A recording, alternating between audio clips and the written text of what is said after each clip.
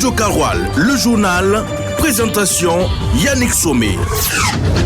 Madame et monsieur, bonsoir et bienvenue à cette nouvelle édition de la Radio Karoual. On y va pour les sommaires. Bientôt 500 bus pour faciliter la mobilité des citoyens burkinabés. Voilà un des points du Conseil des ministres du jeudi 5 décembre. 26 ans que le journaliste d'investigation Norbert Zongo, directeur de publication de l'Indépendant, a été assassiné et les organisations de la société civile réclament toujours la justice. Merci de nous choisir pour vous informer à Kabeika, Kashirga, Taka, Yirga, dans la commune de Douri. Le président du Faso, le capitaine Ibrahim Traoré, a présidé hier jeudi l'hebdomadaire conseil des ministres depuis le palais de Koulouba. Parmi les rapports examinés, il y a l'acquisition de 500 bus au profit de la Sotraco, la réorganisation du secteur de l'artisanat ainsi que des mesures pour renforcer les jeunes entreprises. Compte rendu avec Ismaël Konfé. La mobilité des élèves et des étudiants est une préoccupation pour le gouvernement. Pour lever cette difficulté, il décide d'investir plus de 44 milliards pour acquérir 500 bus. Rim Talba Ouedraogo, porte-parole du gouvernement.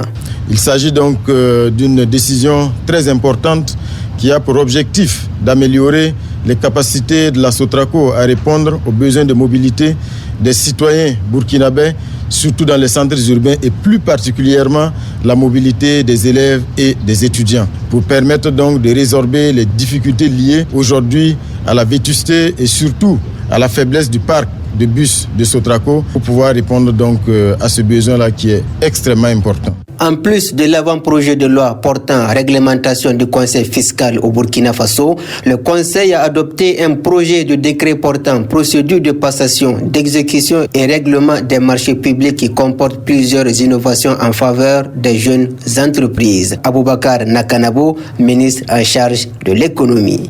Des innovations qui doivent permettre essentiellement aux jeunes entreprises d'avoir beaucoup plus de possibilités en termes de marchés publics. Lorsque le montant des pénalités atteint 5%, le montant est plafonné pour ne pas dépasser les 5%. Que pour des marchés publics obtenus par des entreprises étrangères, qu'il y ait l'obligation qu'elles s'associent à des entreprises locales en groupement. Selon Yacouba Zabregouba, ministre en charge des mines dans son secteur, 3 décrets ont été adoptés dont le plus en vue est celui portant sur l'organisation, l'encadrement et l'exploitation minière artisanale. Il s'agira à travers ces décrets d'aller vers un regroupement des artisans miniers sous forme de coopérative en une unité régionale, à une union des coopératives afin de disposer d'une fêtière unique qui puisse prendre en charge les questions liées aux problématiques de l'exploitation minière. Il s'agirait également de formaliser, d'encadrer à travers la signature d'un certain nombre de conventions, mais également des cahiers de charges avec l'ensemble des acteurs qui vont évoluer désormais dans ce secteur. Au cours du conseil, le ministre en charge des sports a fait une communication relative à l'organisation de la 20e édition du championnat qualificatif d'Afrique du jeu de dames à Ouagadougou au Burkina Faso du 9 au 16 décembre 2024. Et celui en charge de l'agriculture en a fait une qui porte sur le bilan de la campagne humide 2024-2025. Et toujours dans ce conseil des ministres, le secrétaire général de la région du Sahel, Abdoul Karim Zongo, est confirmé en tant que gouverneur de la région du Sahel. On poursuit dans ce journal le collectif des organisations démocratiques de masse et de partis politiques et la coalition nationale de lutte contre la vie chère, la corruption, la fraude, l'impunité et pour les libertés ont animé le 6 décembre 2024 à Ouagadougou une conférence de presse en prélude au 26e anniversaire de l'assassinat du journaliste Norbert Zongo. Cette année, la commémoration va tourner autour du thème face à la crise sécuritaire actuelle et ses conséquences négatives sur les populations. Commémorons le 26e anniversaire de l'assassinat du journaliste Norbert Zongo et ses compagnons autour de la lutte contre l'impunité et la défense des libertés démocratiques. Détail avec Mamoudou Diallo. Depuis le 13 décembre 1998, après les événements de Sapuy où Norbert Zongo et 3 de ses compagnons ont perdu la vie, le collectif des organisations démocratiques de masse et de partis politiques n'arrêtent pas avec des activités pour que justice soit rendue. 26 ans après, toujours pas de justice. Le collectif, avec la coalition nationale de lutte contre la vie chère, la corruption, la fraude, l'impunité et pour les libertés, se mettent ensemble pour des activités de commémoration de l'assassinat du journaliste d'investigation Norbert Zongo. Le souvenir d'un homme de justice honnête et intègre habite toujours des Burkinabés. Des activités sont prévues pour saluer la mémoire de ce défenseur, de l'opprimé et entrant dans le thème choisi cette année pour réflexion. Pour le président du MBDHP, Mouvement Burkinabé des droits de l'homme et des peuples, Shijogon Zougmore, le thème vise à donner plus de voix pour une bonne gouvernance, surtout celle de l'exécutif actuel. Le 13 décembre 2024, il est prévu un rassemblement au cimetière municipal de Gungé pour le traditionnel dépôt de gerbes de fleurs sur les tombes des suppliciés, le recueillement et l'hommage à Norbert Zongo et ses compagnons. La conférence publique à la Bourse du Travail de Ouagadougou se fera sur le thème État des lieux des droits humains et des libertés dans le contexte de crise sécuritaire, enjeux et perspectives pour la lutte du peuple. En ce qui concerne le jugement du dossier Norbert Zongo, le collectif suggère un jugement par contumace car le premier suspect étant hors du pays et son extradition refusée par la Cour suprême des droits de l'homme le 7 septembre 2023, il serait encore long d'attendre. Et dans ce journal,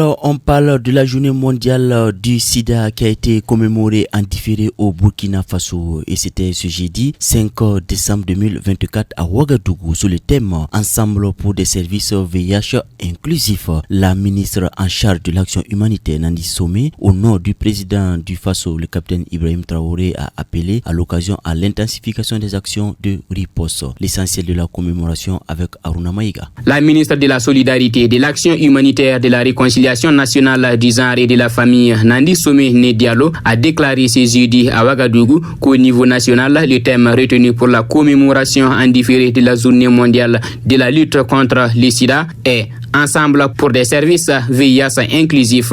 La ministre a souligné que ce thème appelle à davantage d'inclusion. Cette inclusion vise principalement les régions à fort défi sécuritaire où il est essentiel d'assurer la disponibilité des soins et des traitements pour les personnes affectées et infectées par le sida, a-t-elle souligné. Pour Nandi Somé Diallo, également troisième vice-présidente du Conseil national de lutte contre le sida et les infections sexuellement transmissibles, CNLS-IST, il s'agit de marquer un arrêt pour identifier les moyens adaptés pour lutter contre le phénomène. Le Burkina Faso a enregistré une baisse significative de son taux de prévalence, passant de 7% dans les années 1990 à 0,6% actuellement. La vice-présidente du CNLS-IST a toutefois invité les différents acteurs à redoubler d'efforts malgré ces progrès. Elle a insisté sur la nécessité d'intensifier la lutte contre l'indifférence et l'ignorance, mais aussi d'améliorer la perception des risques et l'accès à une offre de soins combinés incluant la prévention. Le secrétaire permanent du CNLS-IST, Dr Seydou Ouattara, a rappelé que malgré les avancées dans la lutte contre le sida, le Burkina Faso enregistre encore environ 2500 nouveaux cas par an.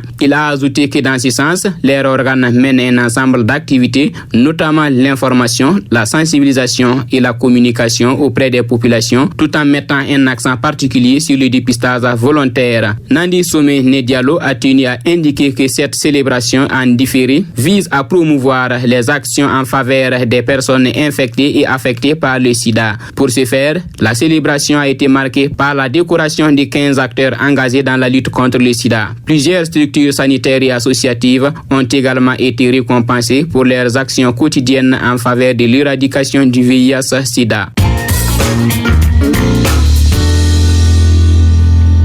Et hors de chez nous, l'actualité internationale de ce vendredi concerne le Mali où les autorités ont libéré ce jeudi 11 personnalités politiques. En Côte d'Ivoire, le gouvernement annonce la libération des gendarmes détenus au Burkina Faso depuis septembre 2023 et au Niger, la société Somaïr, filiale du groupe industriel français Orano, est sous contrôle nigérien. Les détails de ces informations avec toujours Aruna Maïga. La libération des 11 leaders politiques fait suite à une série de démarches entreprises par l'ex-premier ministre Ousmane Issoufi Maïga, président de la commission de suivi de la charte pour la paix et la réconciliation. Ce dernier a su convaincre le président de la transition, Assimi Goïta, de faciliter cette mesure. Le transfert des 11 détenus initialement répartis entre plusieurs établissements pénitentiaires vers la prison centrale de Kenyoroba a marqué une étape clé dans le processus. Et c'est de là que l'ancien premier ministre malien Ousmane Issoufi Maïga a rencontré les leaders politiques le 30 novembre dernier pour leur annoncer la décision de leur libération. Sur la base de cette démarche, une demande de mise en liberté a été déposée le lundi 2 décembre et validée par le tribunal qui a émis une ordonnance favorable hier jeudi 5 décembre 2024.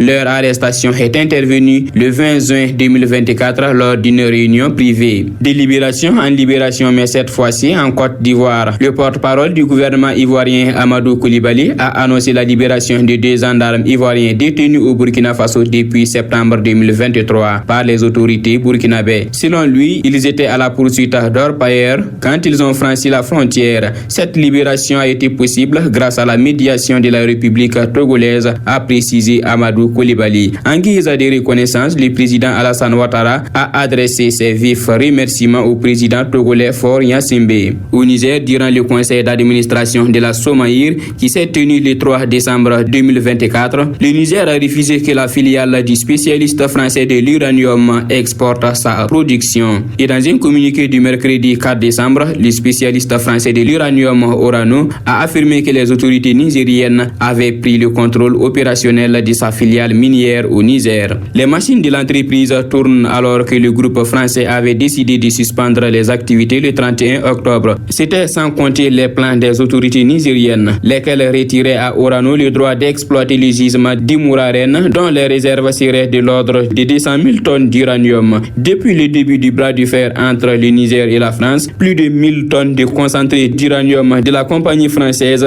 restent bloquées sur le site. Foot, basket, handball, judo, cyclisme, le sport.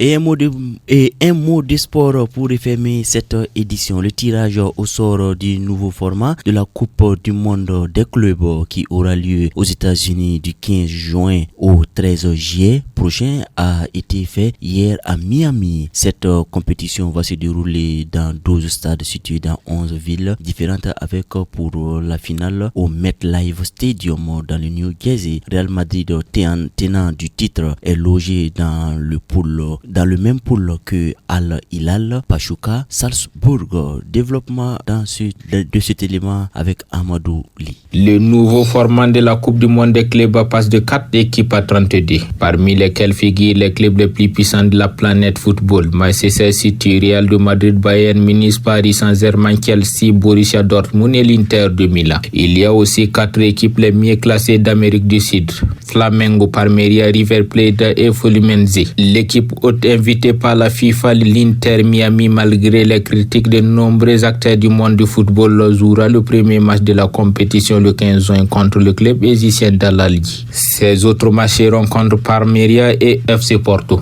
Les autres matchs sont aussi le duel européen Paris Saint-Germain contre l'Atlético Madrid et le club brésilien Botafogo contre le Sunder dans le groupe B. Monterrey contre l'Inter Milan dans le groupe E et le Real de Madrid contre le club saoudien Al-Hilal. Potentielle confrontation entre les superstars Vinicius pour le Real de Madrid et Neymar Junior pour Al-Hilal. Si le grand brésilien reste dans ce club. Dans le groupe As avec Pacifica et Strasbourg. Le groupe C est composé du Bayern Munich, Sunderland City et Boca Juniors et Benfica. Manchester City est logé dans le groupe G avec Wydad, Al-Aini, Juventus et Flamengo. L'Espérance de Tunis et Chelsea dans le groupe G. L'équipe d'Argentine River Plate dans le groupe E avec Monterrey et l'Inter de Milan. Pour le président de la FIFA, Gianni Infantino, il s'agit de rassembler des clubs du monde entier, les 32 meilleurs clubs et les meilleurs joueurs du monde entier.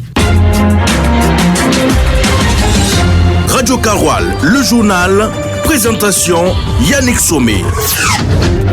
Et ça sera tout pour l'édition de ce vendredi soir sur la radio Kaoural. Merci à vous de l'avoir suivi. Mamoudou Diallo était à la manipulation technique. Méditons avec cette citation égicite. L'âge n'est rien d'autre que ce que vous pensez. Vous êtes aussi vieux que vous estimez l'être. Fin de citation. Bonne méditation et bonsoir chez vous.